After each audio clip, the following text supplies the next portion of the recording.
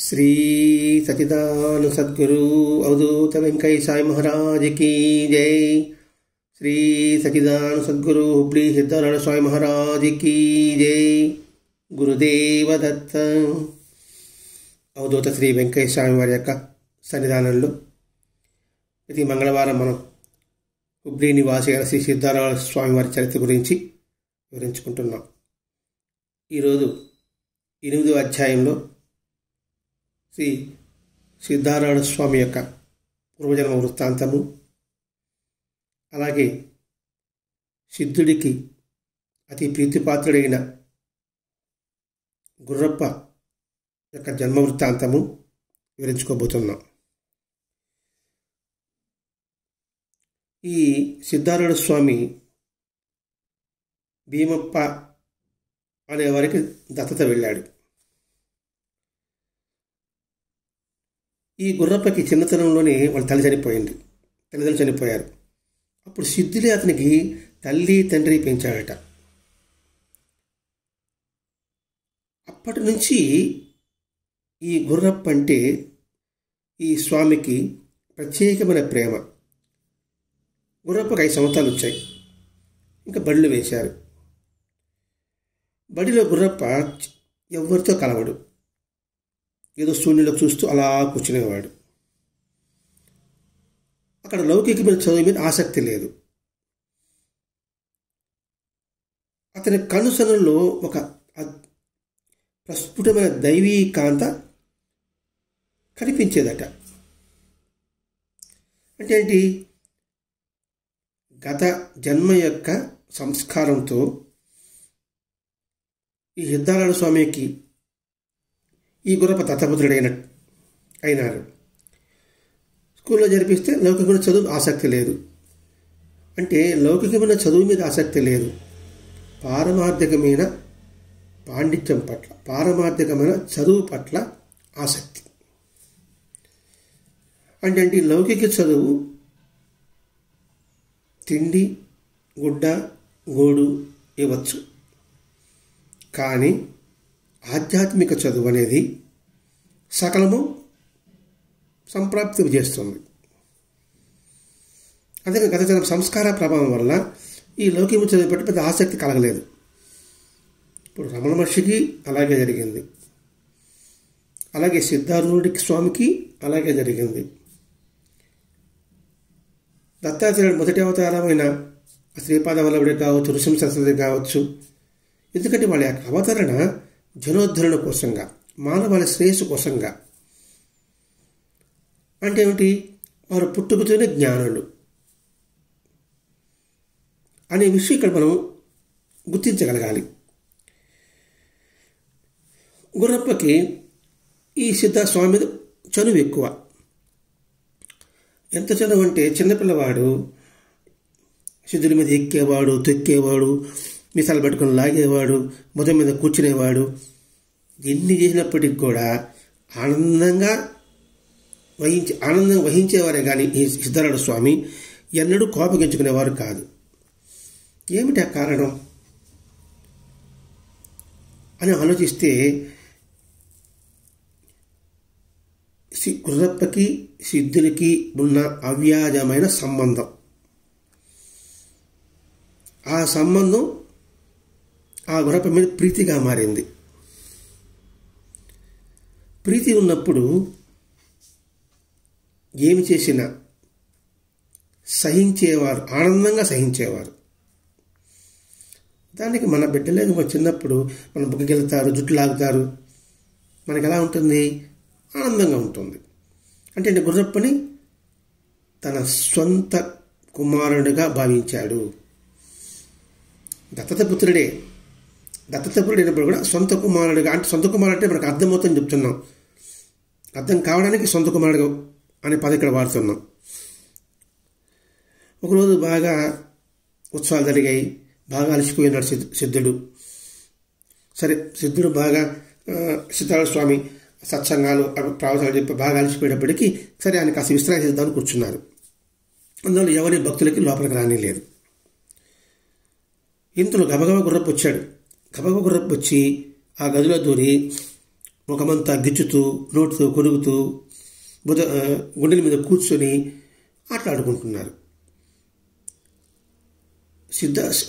స్వామి ఏమో అతను గుర్రప్పనికి ఏమనలేదు, కానీ చుట్టూ భక్తులు ఉన్నారు కదా, వాడు పెద్ద బాధ కలిగింది. ఏంటి స్వామి, అప్ప ఆ గుర్రప్పని బయటికి పంపించేయండి. స్వామి అంటారు, అప్ప అంటారు వాళ్ళు.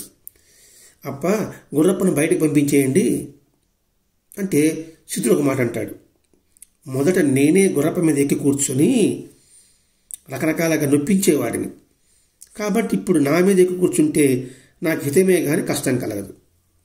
ఈ మాట ఏమర్థమవుతుంది? నేనే గుర్రప్ప మీద ఎక్కి కూర్చున్నాను, రకరకాలుగా బాధ పెట్టేవాడిని, ఇప్పుడు అతడు నా మీద ఎక్కి కూర్చున్నాడు, నాకు హితమే ఏంటి? నేను చేసిన కర్మఫలితం, నేను చేసిన ప్రారంధాన్ని నాకు తీసేస్తున్నాడు, ఇది నాకు మంచే కదా. అంటే మన జీవితంలో జరిగే ఒక్కొక్క సంఘటన వెనక మన అంతరార్థం గుర్తిస్తూ రావాలండి. కథగా చదివితే అది కథగానే ఉంటుంది అంతే. అంటే మనకు వచ్చే నష్టము, మనకు వచ్చే కష్టము మన ప్రారంధ కర్మ ఫలితమే, దాన్ని అనుభవించవలసిందే. అది ఎంతగా అనుభవించడానికి నువ్వు ఎంతగా సహనంతో ఓర్చుకుంటావో అంతగా నువ్వు భగవంతుడికి దగ్గర అవుతావు. అందుకని సద్గురు యొక్క పాదాలను మనం ఆశ్రయిస్తే కర్మ క్షాళనం కావచ్చు, కర్మ తగ్గించబడవచ్చు. ఇప్పుడు గురగముడి వెంకయ్య స్వామి వారు నడవలేకపోతున్నప్పుడు చివరి దశలో, ఏంటయ్యా స్వామి నడవలేకపోతున్నారు, ఎంతమందికి రోగాలు తగ్గించుంటారు, ఎంతమంది కష్టాలు తొలగించుంటారు, మరి తన కష్టం వస్తే మాత్రం తనెందుకు భరిస్తున్నారు అని ఒకే మాట చెప్పాడు. గతంలో నేను ఆవునట్టు తోలానయ్యా, ఆ ఫలితాన్ని అనుభవించాలి కదా అన్నాడు. ఇప్పుడు మహాత్ముడు జీవించిన మనకి ఆదర్శం అండి. మనలో ఆలోచన రేకెత్తిస్తుంది, ఉత్తేజపరుస్తుంది, మనసు స్థిరత్వం ఏర్పరుస్తుంది. అందుకు మహాత్మా జీవిత పారాయణ చేయండి, శ్రవణం చేయండి అని మన పెద్దలు తెలియజేస్తున్నారు. ఈ మాట వెంటనే అక్కడ భక్తులకి ఏం అర్థం కాదు. ఏంటి స్వామి ఏంటి గుర్రప్ప మీద ఎక్కువ కూర్చోడం ఏంటి, చిన్నపిల్లవాడు కదా అని ఆశ్చర్యపోతుంటే సిద్ధుడు ఆ వీధిలో పోతున్నాడు పిల్లవాడిని. ఆ పిల్లవాడిని తీసుకురమ్మన్నారు. తీసుకొచ్చిన తర్వాత వాడు అరటిపండు ఇచ్చాడు. ఇచ్చి వాడి మీద తమ యోగ దృష్టిని కాస్త నిలిపాడు. ఇప్పుడు ఇది యోగ దృష్టి వాడి కన్నుల చూపులో అద్భుతమైన కాంతి శక్తి ఇమడబడి ఉంటుందండి. వెంటనే ఆ పిల్లవాడు ఒక గొప్ప తేజస్సు వెలిగిపోయింది. అప్పుడు ఆ బాలుడు ఆ గుర్రప్ప యొక్క పునర్జన్మ వృత్తాంతం చెప్పు అన్నాడు ఆ పిల్లవాడిని. ఆ పిల్లవాడు ఆ మాట అంటేనే పిల్లవాడు చెప్పడం మొదలుపెట్టాడు. ఈ సిద్ధారూఢ స్వామి పూర్వజన్మలో శ్రీశైలం అడవుల్లో ఒక పులి మీద ఎక్కి తిరిగేవారు. శ్రీశైలం అడవుల్లో ఆ పులితో ఆటలాడుతూ దాని చెవులు తోక మెలిపెడుతూ అనేక విధాలు ఆ పులిని బాధిస్తూ దాంతో ఆడుకునేవాడు. ఆ పులి కొంతకాలానికి ఒక వేటగాని తుపాకి గుండుకు బలై ఆ సిద్ధుల పాదాల మీద ప్రాణం విడిచింది. ఆ పశుజన్మను వదిలి ఇప్పుడు గుర్రప్పగా ఈ జన్మను పొందాడు అని ఆ పిల్లవాడు చెప్పాడు. మళ్ళా సిద్ధుడు ఏం చేశాడు, మళ్ళీ అరటిపడి తినిపించాడు. ఎవరికి? ఆ పిల్లవాడికి. మళ్ళీ మామూలు స్థితికి వచ్చేసాడు. పరిగెత్తుకుంటూ పోయి వాడి ఆటల్లో మునిగిపోయాడు. ఈ భక్తులంతా పరిగెత్తారు వాడి కోసం. పెట్టిన తర్వాత ఇంకా ఏం జరిగింది చెప్పు అంటే నాకేం జరిగింది అన్నాడు. అంటే ఇక్కడ ఏం ప్రకటమవుతుంది? సిద్ధుల యొక్క యోగ దృష్టి నిలిపిన ప్రభావం ప్రకటమవుతుంది. ఈ సంఘటన అక్కలకోట స్వామి చరిత్రలో వస్తుందండి, గురు చరిత్రలో కూడా వస్తుందండి. అక్కలకోట స్వామి చరిత్రలో కూడా గర్వపంతో నిండిన ఒక పండితులు వస్తే, ఒక అంధుడి పిల్లవాడిని తీసుకొస్తే అతని మెడలో చామంతి పూల మాల ఒకటి వేయడం, ఆ మాల వేస్తానే అహంకారపడుతున్న ఆ పండితుల యొక్క నిజస్థితి వేదం చెప్పమన్నాడు, వేదం వల్లించాడు. ఇదే శ్రీగురుడు 7 గీతలు గీచి పూర్వజన్మ వృత్తాంతం తెలియజేశాడు. అలాగే శ్రీ సాయినాథ్ జీవిత చరిత్రలో జన్మాంతర జ్ఞానం అధ్యాయం మనం పరిశీలించామంటే గత జన్మలో వాళ్ళు ఏం చేశారు, గతం నేను ఎలా ఉన్నాను అన్ని వివరంగా తెలుస్తుంది. ఇది గొల్లమూడి వెంకటేశ్వర చరిత్రలో వెళ్ళామనుకోండి, అక్కడ ఒక ఆకలి కనిపిస్తున్న ఒక స్త్రీ వచ్చినప్పుడు ఈ పూర్వజన్మలో వెంకటగిరి మహారాజు కోడలండి దాసీలకు ఇబ్బంది పెట్టి బాధిస్తూ ఉంది. ఆ ప్రారంభం ప్రకారంగా ఇప్పుడు కూటికి లేని ఇంట్లో జన్మించింది. ఈ 4 పిల్లలు, ఈమె ఆహారం తీసుకుంటే ఆ 4 పిల్లలు వచ్చి ఆమెకు ఆహారం తినకుండా తినేసేవారు. అంటే ఇవన్నీ వాళ్ళు ఎందుకు చెప్తున్నారు? మనకి హెచ్చరిక, మనందరికీ హెచ్చరిక. జీవితం అమూల్యమైనది, జాగ్రత్తగా మలుచుకొని మసులుకోండి. నువ్వు హీన జనం ఎత్తావా లేకపోతే ఉత్తమ జనం ఎత్తావా? పులి హీన జన్మ, జంతు జన్మ అయినప్పటికీ సద్గురుని యొక్క పాదాలను ఆశ్రయించింది, నరజన్మ కలిగింది. ఆ నరజన్మ ఉత్తమమైన జన్మ కలిగింది. అంటే దీన్ని బట్టి మనం ఆలోచించుకోవాలి, మన యొక్క జీవన శైలి, జీవన నడవడి ఎటువంటి భావాలతో కూడి ఉండాలి. ఇలా ఒక్కొక్క సంఘటన ద్వారా మనం గుర్తించుకొచ్చినప్పుడే ప్రయోజనం ఉంటుందండి. ఇటువంటి అనుబంధం ఉంది ఆ గుర్రప్పకి. ఒక్క క్షణం కూడా గుర్రప్పని విడిచిపెట్టేవాడు కాదు స్వామి. ఒకసారి స్వామి సత్సంగం చెప్తున్నాడు, శాస్త్ర ప్రవచనం అంటున్నాం. ఇంకా శాస్త్ర ప్రవచనం అంటే ఏదనుకుంటాం కానీ మనం సత్సంగ పదన వాడుకుంటున్నాం. అట్లా చెబుతూ ఉన్నప్పుడు ఆ గుర్రప్ప బయట ఆడుకుంటూ ఉన్నాడు.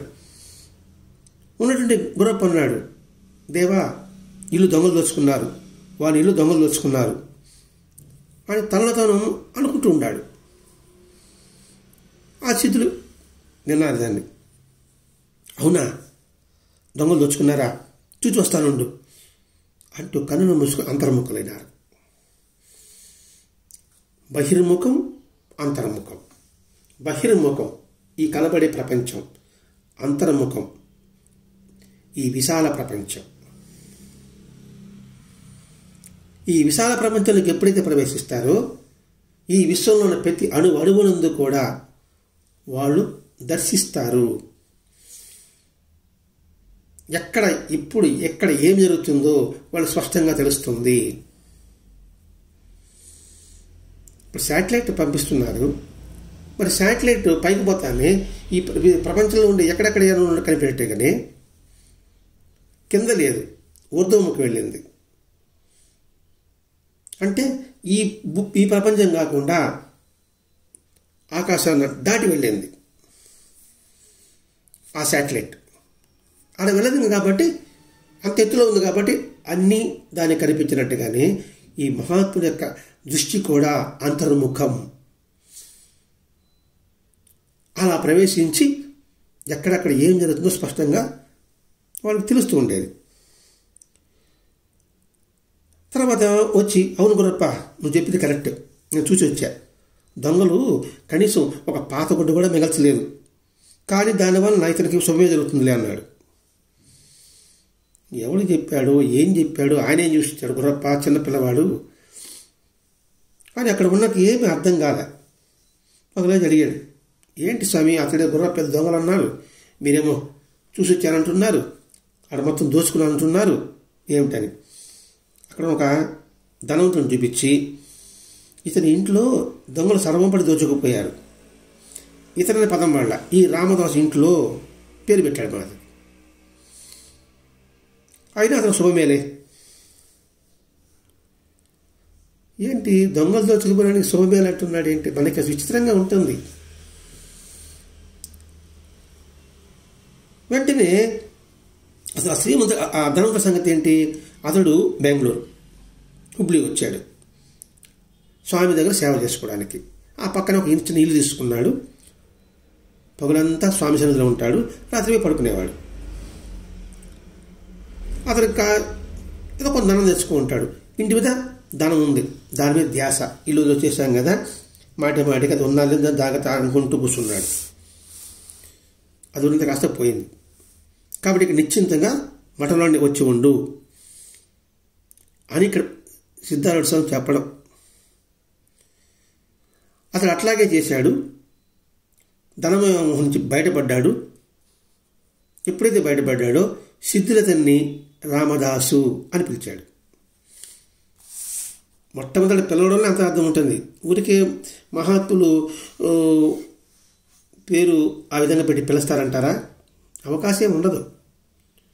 ఇక్కడ మొట్టమొదటి ఏం చెప్పాడు, ఇతనది ఈ రామదాసు ఇంత దొంగల సర్వం దోచుకుపోయారు అంటానే ఆ శ్రీమంతుడు, ఆ ధనవంతుడికి హృదయంలో వేదన కలిగి ఉండదు.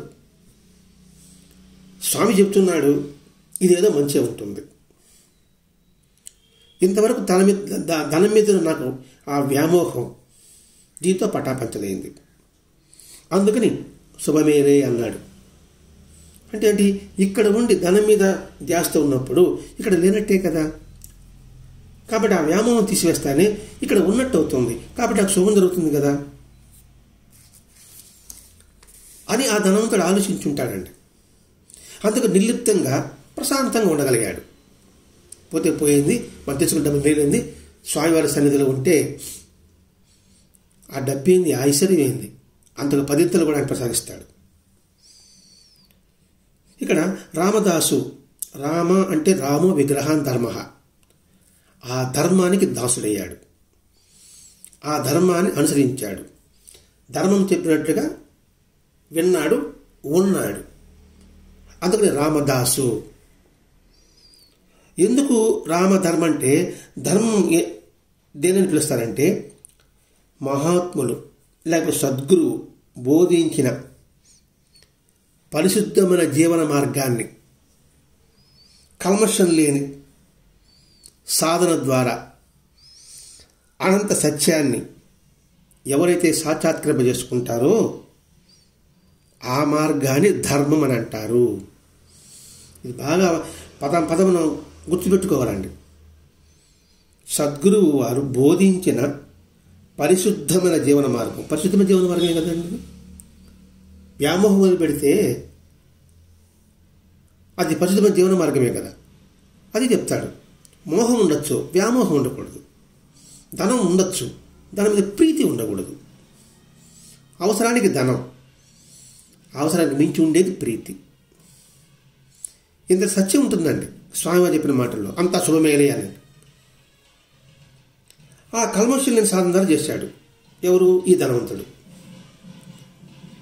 అందుకని రామదాసు అంటే మహాత్ములు భావాన్ని అనుసరించి ఉచ్చరించిన ఆ వాక్యంలో అద్భుతమైన శక్తి ఉంటుంది.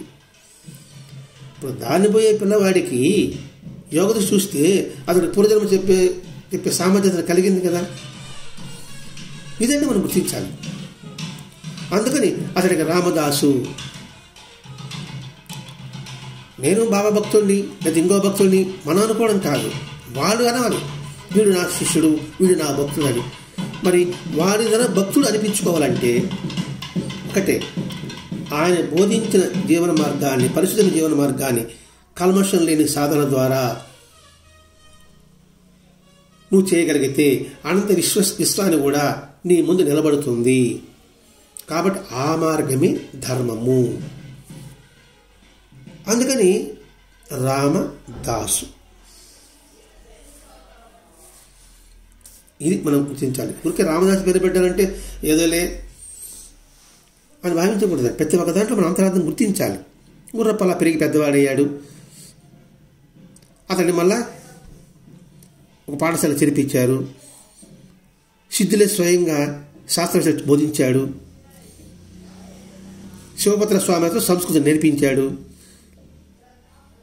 ఒకరోజు ఆ స్కూల్ టీచర్ కొట్టేటప్పటికీ ఏడుస్తూ సిద్ధుల వద్దకు వచ్చేసాడు. వెంటనే గురువు, నిన్ను బడికి పంపంలే, సరస్వతిదేవి నీ దగ్గర పరిగెత్తుకుంటూ వస్తుంది అని దగ్గర తీసుకున్నాడు. రోజు రోజుకి గుర్రప్పకి మొండితనం పెరిగిపోయింది. చాలామంది కష్టం కలుగుతుంటుంది. సిద్ధుల వద్దకి సేవ చేసే పెద్దలను కూడా గుర్రప్ప లెక్క చేసేవాడు కాదు. వయసు చిన్న పిల్లవాడే, 10 ఏళ్ళ లోపల ఉంటుంది. పెద్ద అని కూడా ఇతనికి లెక్క చేసేవాడు కాదు. ఒకరోజు సిద్ధుడు గుర్రప్ప గుర్రప్ప ఎక్కడెక్కడ వెతకుతా ఉన్నాడు. నేను గుర్రప్ప రాలేదే, కనిపించిన పొద్దున లేస్తాను. సరే వెతకమన్నాడు. వెతికితే గుర్రప్ప మూల కూర్చున్నాడు. ఎంత పిలిస్తే రాలే. వెంటనే సిద్ధం చేసినాడు, వాళ్ళని పంపించాడు గుర్రప్ప తీసుకురాలనేసి. ఆయన వెళ్ళగానే గురువు అప్ప పిలుస్తున్నాడు రా అంటే పరిగెత్తుకుంటూ వచ్చి అతన్ని కొట్టి వెళ్ళిపోయాడు. ఎంత బాధ ఉంటుందండి. వయసులో పెద్ద పిలిచాడు అతన్ని, కొట్టి వెళ్ళిపోతేప్పటికి కానీ మనసు నొచ్చుకుంటుంది కదా. ఎంత స్వామికి ప్రతిపాదనైనప్పటికీ కూడా. వెంటనే స్వామి దగ్గరికి వచ్చాడు. స్వామిని గుర్రప్పని పిలిస్తే నన్ను పిచ్చి కొట్టి చెల్లిపోయాడని. అప్పుడు చూస్తున్నాడు, శాస్త్రి గుర్రప్ప ఎవరనుకున్నావు? శుకుని యొక్క అవతారం. అతను చూచినంత మాత్రాన్ని 100 జన్మల పాపాలు హరింపబడతాయి. అది హస్తస్పర్శ తగిలిందంటే నీ కర్మ క్షయించిందన్నమాట, నీకు శుభం జరుగుతుంది. గుర్రప్ప యోగ్యత మీకు ఇప్పుడు తెలియదండి, భవిష్యత్తులో మీరే చూస్తారు అని చాలా ముందుగానే సిద్ధుల గుర్రప్ప వృత్తాంతాన్ని గురించి చెప్పాడు. శుకుని అవతారము. శుకుడు అంటే ఎవరు? వ్యాసభగవానుడి కుమారుడు. శుకుడి యొక్క స్థితి ఏమిటి? పుట్టినప్పటి నుంచి అద్భుతమైన అవధూత స్థితి. అటువంటి స్థితి గుర్రప్పది నాయన. అటువంటి వ్యక్తి చేతి హస్ప తగిలిందంటే ఇంకా మన పాపాలు పటాపంచలు అవుతాయి. కాబట్టి నువ్వేమి బాధపడాల్సిన అవసరం లేదు అని చెప్పాడు. సరే కొంతకాలం అలా గడిచింది. అసలు మళ్ళీ మొండికేశాడు గుర్రప్ప. వెంటనే ఈ సిద్ధారాయణ స్వామి తీవ్రంగా ఒక దెబ్బేశాడు. తీవ్రంగా దెబ్బేస్తేనే అతనిలో ఉన్న మొండితనం, మూర్ఖత్వం పటాపంచలైపోయి వివేక వైరాగ్యాలు ఉదయించాయి. ఎక్కడ దెబ్బ వేశాడు? అతడి కపాలం అంటే తల మీద దెబ్బ వేశాడు. ఎందుకంటే మనిషి యొక్క శరీరానికి శిరస్సే ప్రధానం. అక్కడి నుంచి నాడును ప్రసరిస్తుంది. ఆ నాడును శుద్ధి చేశాడు. ఆ శుద్ధి చేయడంతో అతను మొండితనం, మూర్ఖత్వం పటాపంచలైంది, వివేకం మేల్కొంది, వైరాగ్యం ఉదయించింది. అక్కడి నుంచి గుర్రప్ప స్థితి మారిపోయింది. అలా మెల్లమెల్లగా పెద్దవాడయ్యాడు. నిరంతరము ఒక దగ్గర కూర్చుంటే అలాగే ఉండిపోయేవాడు, నిలబడితే అలాగే ఉండిపోయేవాడు. ఏం చేస్తున్న ఆలోచన కూడా ఉండేది కాదు. ఇలా అనేకమైన ఆధ్యాత్మిక స్థితులు, అవస్థలు ఆ గుర్రప్పకు అనుభవం అయ్యేది. ఇదంతా భక్తులను చూశారు. గుర్రప్పలో వచ్చిన మార్పు. ఎప్పుడైతే అంతర్ముఖుడైన ఆ వ్యక్తిని చూస్తానే ఇంకా ఆ దేహం వింతైన కాంతితో ప్రకాశవంతం అవుతుంది. అప్పుడు అక్కడ భక్తులతో అన్నారు, ఉత్తమాధికారిగా గుర్రప్పని మీరు నియమించండి అని సిద్ధారాయణ స్వామిని వేడుకున్నారు. సరే, భక్తులు చెప్పిన ప్రకారంగానే స్వామివారు అతనికి సన్యాసి దీక్ష ఇచ్చాడు. ఇచ్చి ఒక కుర్చీ మీద కూర్చోబెట్టాడు. సరే, ఇంతలోపల పూజకి వేళ అయింది. ఆ పూజకి వేళతోనే ఆ పూజ అప్పుడు స్వామివారికి జ్వరం వచ్చిందట. సరే, కుర్చీ మీద కూర్చోబెట్టి అక్కడ కైలాస మంటపం ఉంటుంది, అక్కడ కూర్చోబెట్టాడు. అప్పుడు సద్గురు గురునాథుని పిలిచాడు, ఇలా రాని. వచ్చిన తర్వాత పూజకి ఈరోజు నువ్వు కూర్చో, నేను కూర్చోను. ఆ గుర్రప్ప గురునాథులయ్యాడు. కళ్ళ వెండి అసుడు రాస్తూ స్తంభంలాగా మౌనంగా నిలబడిపోయాడు. స్తంభంలాగా నిశ్చేతుడైపోయాడు, స్తబ్దుడైపోయాడు. అంటే గురువు యొక్క మాటతో తాదాత్మ్యంతో తనకు తానే మమేకం అవుతూ తాదాత్మ్యంతో అలాగే నిలబడిపోయాడు. అంటే గురువాజ్ఞను పాటించవా అని హెచ్చరిక చేసేటప్పటికీ, కోపంగా అరిచేటప్పటికీ అప్పుడు మామూలు స్థితికి వచ్చాడు.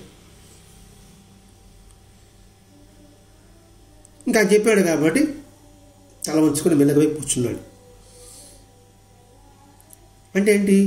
నీకు కలిగిన దివ్యాత్మ స్థితి నీకు నీవే పొందవద్దు. ఆ స్థితిని 10 మందికి పంచు, మేల్కో. ఇదే కదా వివేకానందుడికి రామకృష్ణ చెప్పింది. వివేకానందుడు కూడా తన పొందిన ఆత్మానుభూతిని తనతానే అనుభవించాలని కూర్చున్నప్పుడు అప్పుడు రామకృష్ణ ఒకే మాట చెప్తాడు, లే, నీకు ఇచ్చింది నీకు కూర్చునేదానికి కాదు, తర్వాత తరాలకు అందించు అని ఏ విధంగా చెప్పాడో ఇక్కడ సిద్ధారూఢ స్వామి కూడా ఇతడు స్తంభంలాగా మౌనంగా అని పదం వాడాడు కదా, ఉన్నప్పుడు తట్టి లేపాడు. సిద్ధరుడు అక్కడ కూర్చొని అందరూ చెప్తున్నాడు, గురునాథారూఢులు మీకు మాత్రమే గురువు కాదు, నాకు కూడా గురువే. అప్పటి నుంచి సిద్ధార్థులు ఏ విధంగా పూజిస్తున్నారో ఆ విధంగానే ఈ గురునాథులకు కూడా పూజించడం ప్రారంభించారు. మీకు కాదు గురువు, నాకు కూడా గురువే. అంటే చూడు, గురువు యొక్క తత్వం నుండి ఎలా ఉంటుందో. శిష్యుల్లో తనను చూసుకుంటున్నాడు, తనలో శిష్యుని చూసుకుంటున్నాడు. అంటే పరస్పరం కూడా ఆత్మానుభూతి పొందుతున్నారు. ఇప్పుడు నాకు కూడా గురువు అంటే అతను గౌరవిస్తాం.